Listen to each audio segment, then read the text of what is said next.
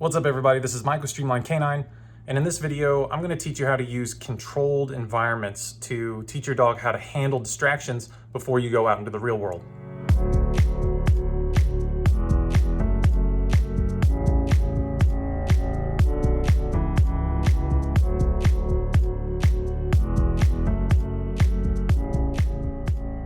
Everything we've done in engagement parts 1 and 2 was to prepare us for the real meat and potatoes of engagement training, which is working in controlled and uncontrolled environments. But before we go into uncontrolled environments, we should spend a lot of time in controlled environments first.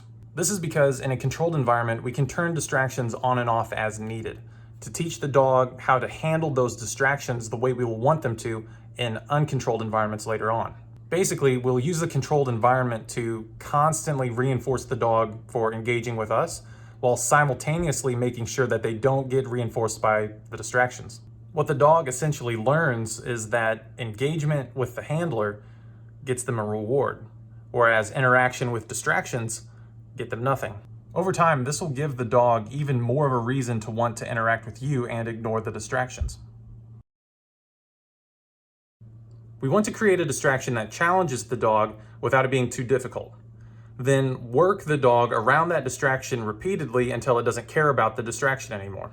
Then we'll either raise the intensity or find a similar distraction and repeat the process until the dog is able to work through all sorts of distractions. And ideally, these distractions are similar to what you expect to encounter in the real world.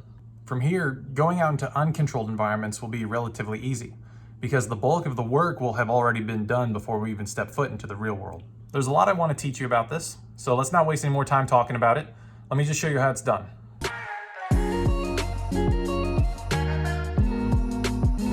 So what we've done up until this point is teach the dog to pay attention to us whenever there is nothing distracting going on. Now what we're going to do is add in those distractions. Nova is really crazy for toys. That's the top. That's the pinnacle of distraction for her, especially ball. Squeaky ball especially. This one doesn't squeak, but you can see she's very interested in this. Dogs are probably low on her distraction list, and people are somewhere in the middle. So I'm going to go straight to the top so you can see how this works.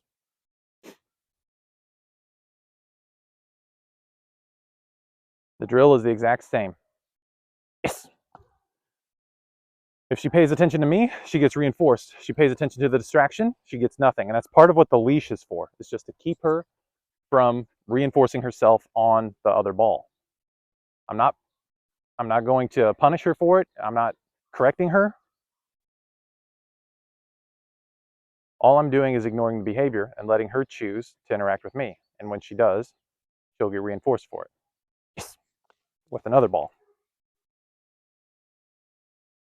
And use a reinforcement that is appealing to your dog, because you're asking a lot of them to ignore the thing they want most in that moment. So if I'm over here trying to give her dry milk bones, yes, and she doesn't like dry milk bones, you're not going to really get anywhere. You're not going to be reinforcing them enough to pay attention to you. It's not going to be worth their while to ignore the thing that they want most. Yes. But if you have a dog that is absolutely nuts for milk bones and it trumps the distraction, then by all means use it.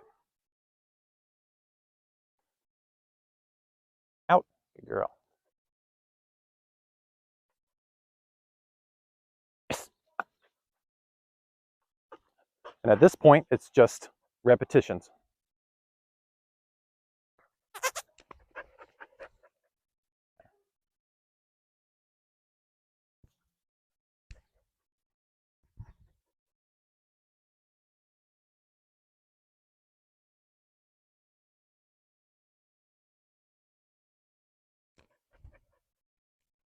Yes.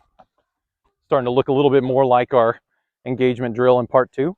Good girl. You play a little bit. Yeah. Out. The only difference is that there's something in the environment, yes, that is trying to pull her off of me. There's a competing motivator in the environment. Out. Yes. And the goal is to get them to the point where they stop caring about that thing and they just want to interact with you.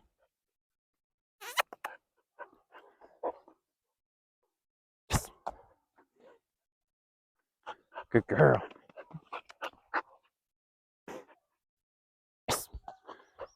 So hopefully you can see already, she's not paying attention to the other ball nearly as much as she was before. Each one.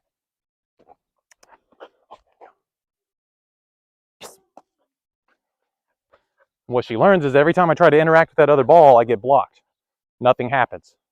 There's no reinforcement there. The reinforcement is when I interact with my handler. Yes.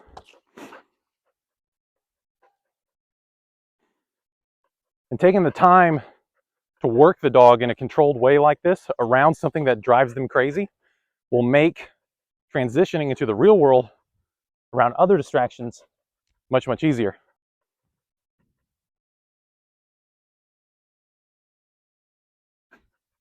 Yes.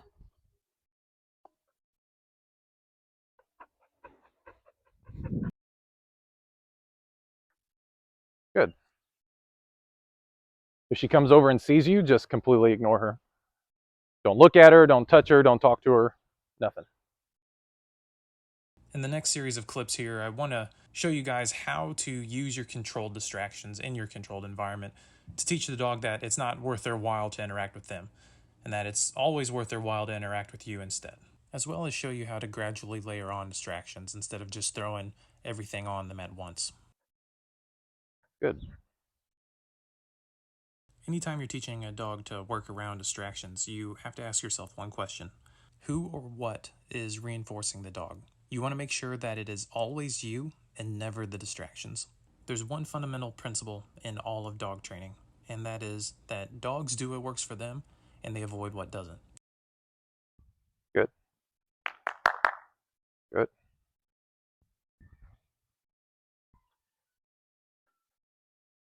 Good.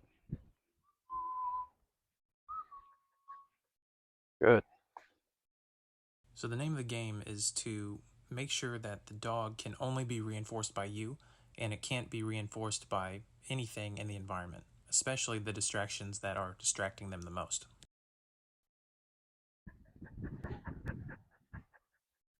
Good. You can make noise randomly too, Ty, if you want. Good.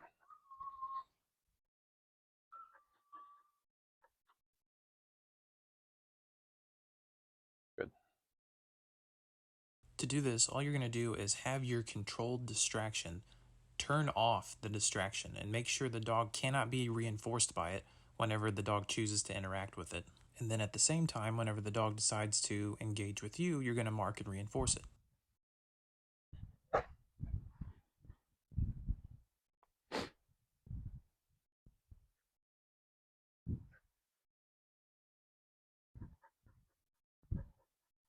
Good.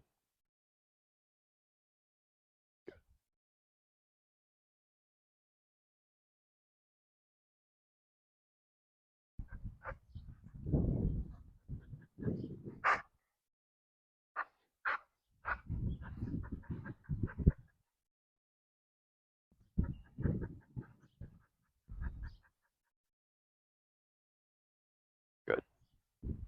Good.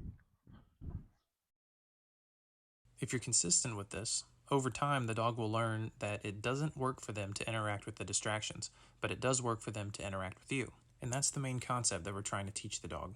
And the easiest way to teach it is to use a controlled environment with controlled distractions that you can turn on and off at will.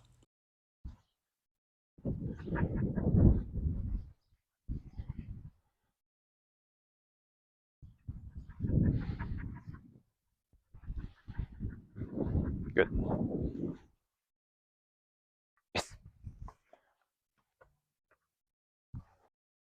One thing I want to make clear is that engagement has nothing to do with obedience. Engagement is the foundation that we will build obedience off of. So even though you may see Nova heeling around with me, sitting, giving me eye contact, I am not asking for any of those things. Those are not obedience commands. I'm not giving any command at any time. I'm just allowing her to choose to interact with me in the way that she wants to, and whenever she does, I mark and reinforce it. But when we do finally move into obedience commands, there will be more control and there will be more rules around them. But for now, it's very loose. Engagement training is all about motivating the dog to want to interact and play with you over anything else that could possibly pop up in the environment.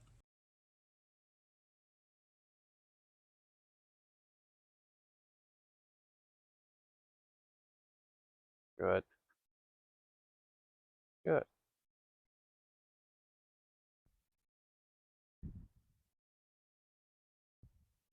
Yes.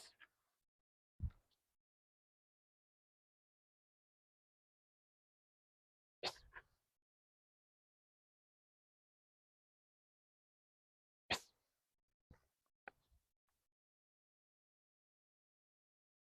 Good. Good.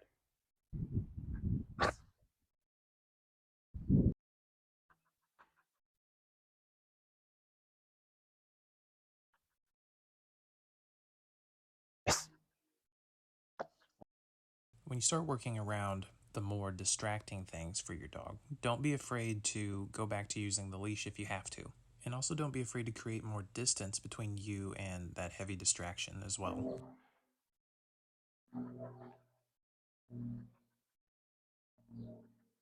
Yes. The further away you are from the distraction, the easier it'll be to get and maintain your dog's engagement. And then from there, you can gradually get closer and closer until you're right up on it. Out.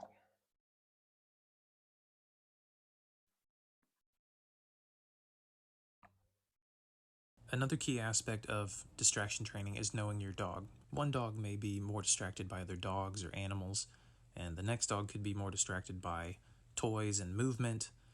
The next dog could be distracted by people. But what you want to do is work your way towards whatever it is that distracts them the most and get them a lot of exposure around it in a controlled way, using controlled distractions and a controlled environment to the best of your ability and with the resources that you have at hand. Even if it's not much, even if you don't really have a lot at hand for the particular distraction that distracts your dog the most, your efforts are not going to go in vain. A little bit can go a long way when it comes to this. Our next step is going to be taking this into uncontrolled environments. And the more exposure that your dog has to what distracts them the most in a controlled setting, in a controlled environment, the easier it'll be to get and maintain their engagement in an uncontrolled setting. Out. Yes.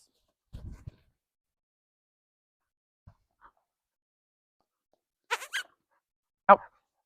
There.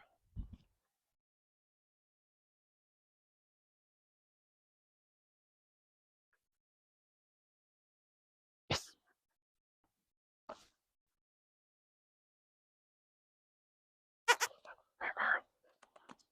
Out. Yes. Out.